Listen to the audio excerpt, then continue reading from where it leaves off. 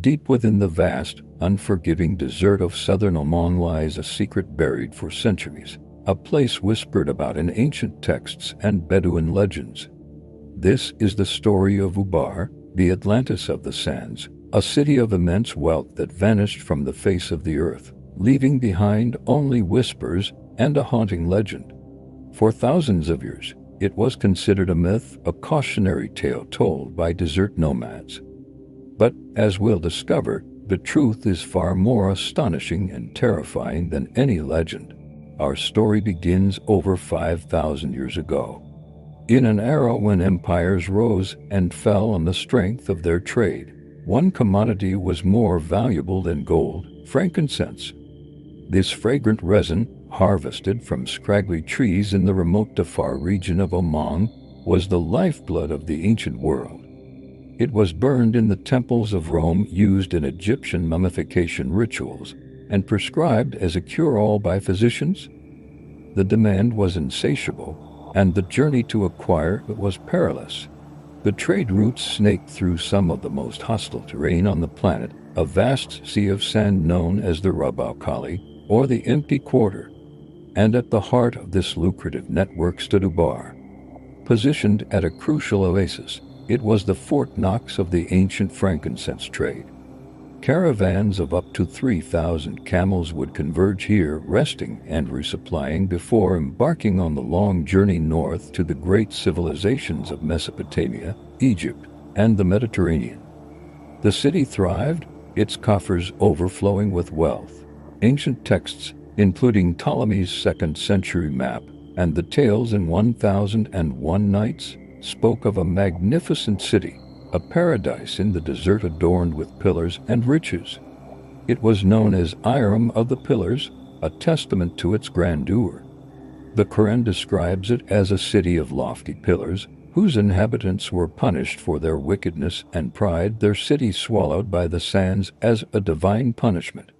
For centuries, this was the only story that remained. But as its wealth grew, so did its decadence. The city became a symbol of excess, a place where earthly pleasures overshadowed spiritual devotion. Legend says the inhabitants grew arrogant, believing their wealth made them invincible. They ignored the warnings of prophets, and so their doom was sealed. One day, without warning, the earth trembled. The ground beneath Ubar, the very foundation of its prosperity, gave way. The magnificent towers and opulent palaces cracked, groaned, and then collapsed, pulled down into a gaping maw that opened in the desert floor. The entire city, with its people and its treasures, was consumed by the sand, vanishing as if it had never been. The desert wind swept over the fresh scar, erasing all traces, and Ubar was lost to memory, becoming a ghost story, a myth. For nearly 1,500 years, the location of Ubar remained one of history's greatest mysteries. Explorers and adventurers, inspired by the tales, searched for it in vain. The legendary T. Lawrence, known as Lawrence of Arabia, called it the Atlantis of the sands and dreamed of finding it, but the Empty Quarter guarded its secret well. It seemed the city was lost forever. But the dawn of the space age would change everything. In the early 1980s, a documentary filmmaker and amateur archaeologist named Nicholas Clapp became obsessed with the legend. He pored over ancient texts and medieval maps, piecing together clues about the lost frankincense roots. Clapp's breakthrough came when he turned to NASA. He theorized that the ancient camel tracks, worn into the desert over millennia, might still be visible from space. He persuaded scientists at the Jet Propulsion Laboratory to use their advanced ground-penetrating radar on the space shuttle. The images they captured were staggering. Faint lines, invisible on the ground, crisscrossed the desert, the ghostly highways of the ancient world. And where several of these ancient roads converged, the radar revealed something extraordinary: the faint outline of a man-made structure buried beneath the dunes. This was the spot the legends pointed to, a place called Shisar. In 1991, an archaeological team led by Dr. Jurisarans, with Clapp as part of the expedition, began to excavate. Digging into the sand, they soon hit the top of a wall. As they cleared away the centuries of dust, the truth began to emerge. They unearthed the remains of a massive, octagonal fortress with high walls and towering pillars, just as the ancient texts had described. The architecture and artifacts found pottery from Rome, Greece, and Persia confirmed it was a major trade hub dating back thousands of years. They had found it.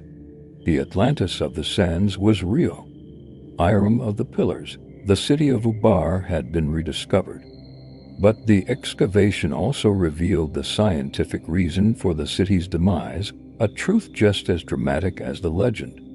Ubar had been built directly over a vast underground limestone cavern. The oasis that gave the city life was fed by a large underground water table within this cavern. For centuries, the city drew water from this subterranean reservoir. As Ubar grew, it drew more and more water, slowly but surely emptying the cavern below. The very source of its life was also the instrument of its destruction.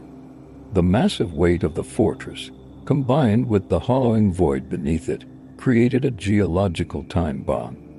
Around 300 AD, it finally happened. The roof of the limestone dome, weakened and unable to support the city above, collapsed in a catastrophic sinkhole event. The main fortress and the surrounding sections of the city plunged into the earth, just as the legends had foretold. It wasn't divine wrath that destroyed Ubar, but a simple yet brutal law of geology. The Quran's tale of a city swallowed by the earth was a preserved memory of a real, terrifying event.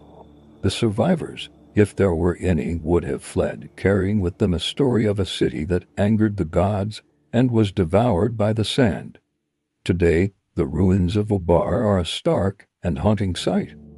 A fraction of the mighty fortress has been excavated, its broken walls and fallen towers a testament to its former glory and sudden end. But the story doesn't end with its rediscovery. A darker legend clings to this desolate place, one born from the tragedy of its collapse. The local Bedouins, whose ancestors witnessed the city's fall, speak of a lingering presence in the ruins. They say the souls of Ubar's decadent inhabitants were not granted peace. Trapped between worlds by the suddenness of their demise, they are said to roam the ruins as spectral figures, forever bound to the place of their doom. They call them the Asila, or the Sandwraiths. These are not benevolent spirits. They are described as beings of dust and wind, their forms shimmering in the desert heat, their whispers carried on the mournful sighs of the wind blowing through the ruins. Travelers who venture too near the site at night report seeing strange lights dancing among the fallen pillars and hearing disembodied voices echoing from the sinkhole's depths. The Bedouins believe these wraiths are malevolent, envious of the living, and seek to lure unwary souls into the sands to join them in their eternal prison. They are the guardians of a cursed city, the tormented echoes of its prideful past. Are these tales merely the product of desert superstition, born from the eerie silence and shifting shadows of the ruins? Or is there something more? Archaeologists and visitors alike have described an undeniable atmosphere of sorrow and dread that hangs over Ubar. It's a place where the immense weight of history feels palpable, where the line between the past and present seems to blur.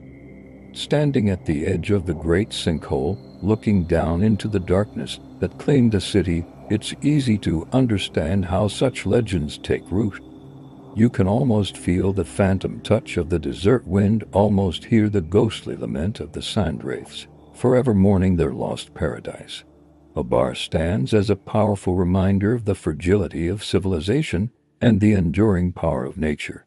It's a story of wealth, hubris, and collapse, a myth that turned out to be terrifyingly real. Its rediscovery was a triumph of modern technology and historical detective work.